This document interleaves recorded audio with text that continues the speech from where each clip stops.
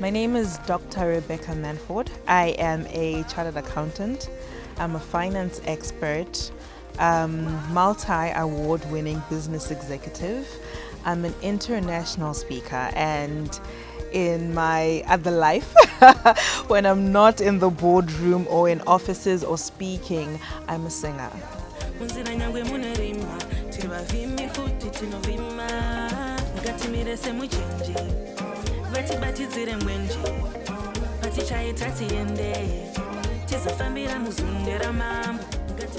People often ask me, how do I balance everything that I do? And the truth of the matter, something that I have actually found out, is that there is no such thing as achieving balance, but you can constantly be chasing it, which is something that I do.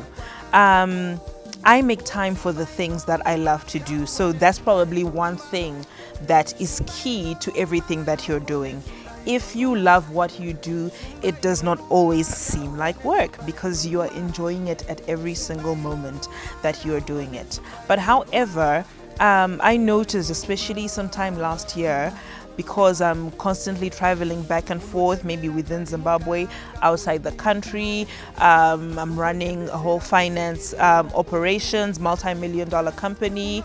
I'm holding symposiums and conferences. You know, there's always a lot going on with me, the music, from studio, recording music, etc. So I ended up burning out and falling sick. So I realized that I also, within those things that I do, have to take care of my health. You have to reward and take care of the body that works.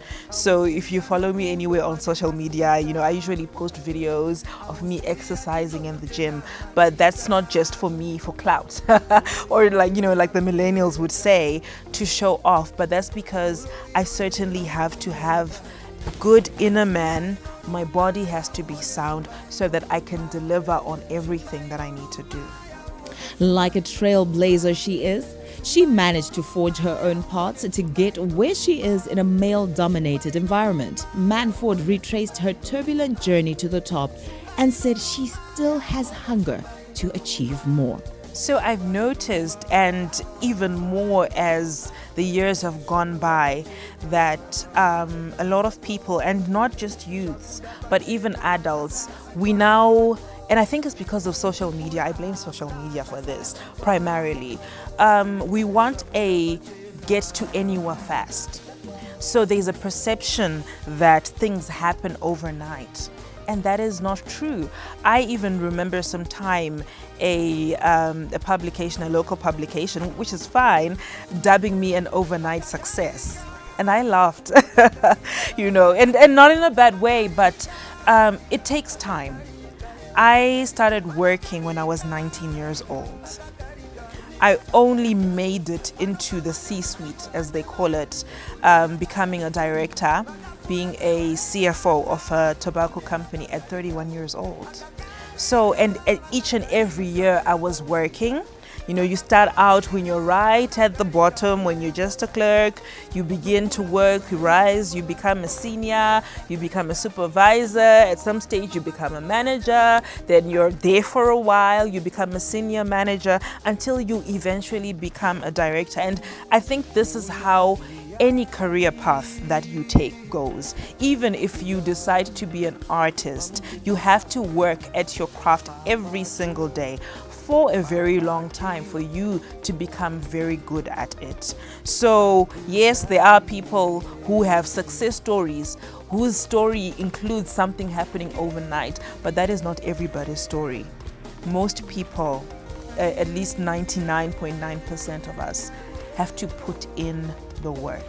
If it's your education, you need to get your education. You need to be constantly developing yourself in your craft, getting more skills, getting more experience every single day.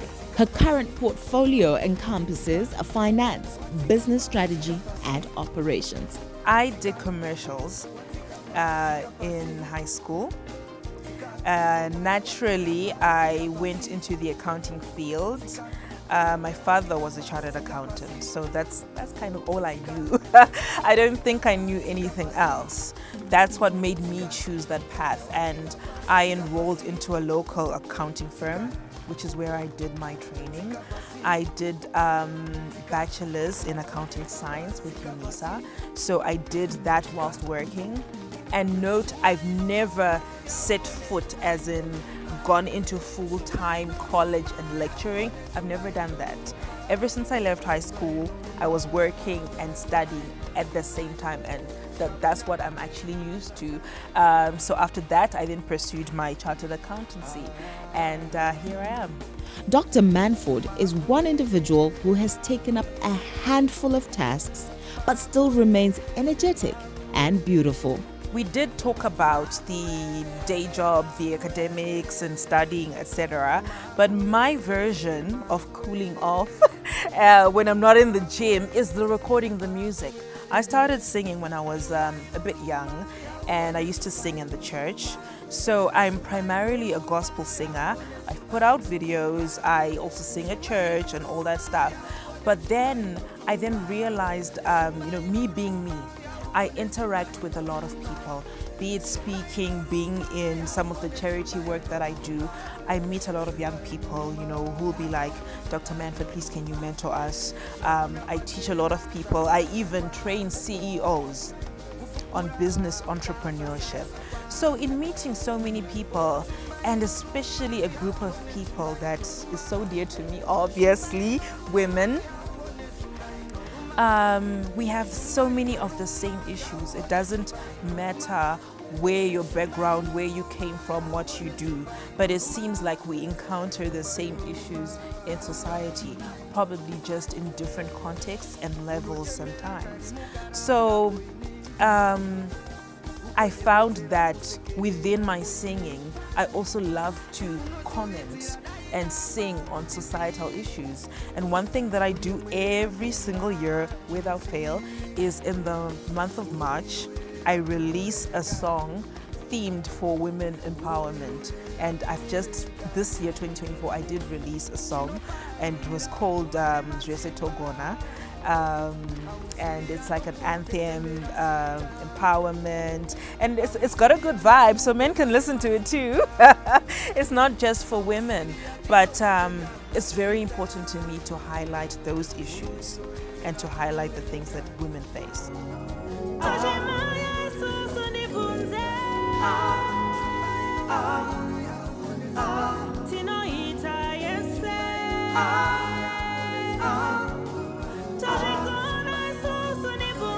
Rebecca has been very active in coming up with programs which educate people about financial management and has formulated projects which uplift women. So besides, working with women in various different areas, and also helping women to start businesses, I have made it my mandate to teach financial literacy as a way of giving back to, my country, my people, because I feel that, I had to go to school to become a financial expert.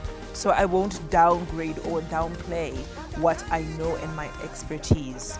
But I've realized that if we had received certain teaching and principles when we were younger, we would do better with our money and excel later on in life, and not just start it when it is a college course or that type of thing. So I've made it also my mandate to teach kids, young kids. So I've started getting into schools.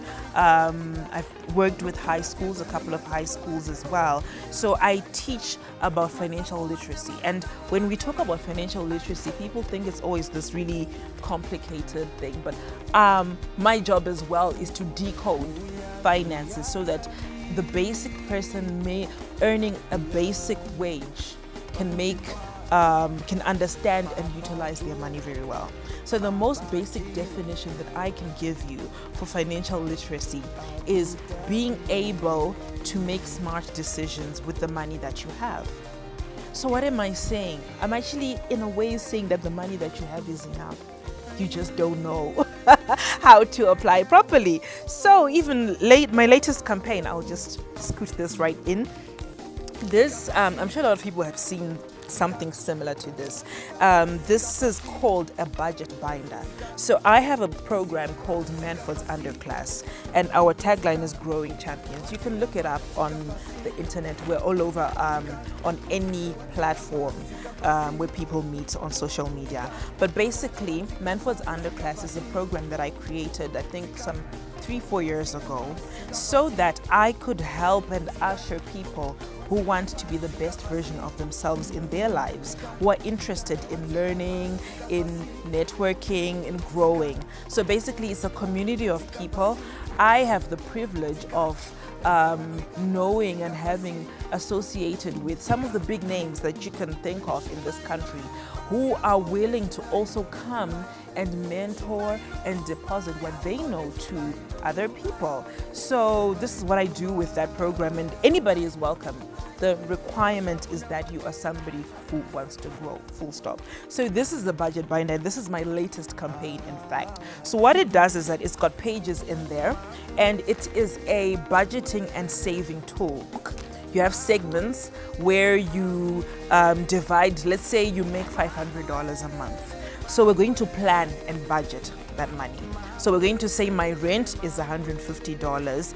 How much do I use for my food? $50. How much do I need for transport? $20. So it's a plan, so that you don't go off budget, so that house kukwereta mari before the month ends. And when we can start by budgeting the little money that we have, then only can we then start to make more money and multiply. But you have to get the basics first. That's why I start from budgeting. Mind you, I have big people right now, CEOs, CFOs, executives, who are carrying this Manford's Underclass budget binder, because I said to them, before I even come into your company and look and train your finance department or your non-finance executives on the company's finances, we need to get them to learn their personal finances, because human beings are creatures of habit.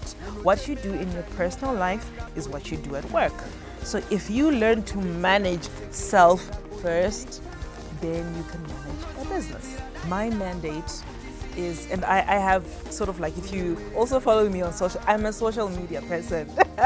Okay, so if you see me on social media, and sometimes I do post a lot of my work, not to show off like, oh, I'm doing this, because I think we're also in a time when people are like, if you're helping underprivileged people, why are you showing it on camera? Why are you doing that? That is not the purpose why I post. The reason why I post is to bring awareness to issues, to bring and to inspire other people, so that whatever access that you have and the people that you bump into, so that you can also be a leader in what you call your sphere of influence. So this is me, and this is what I do.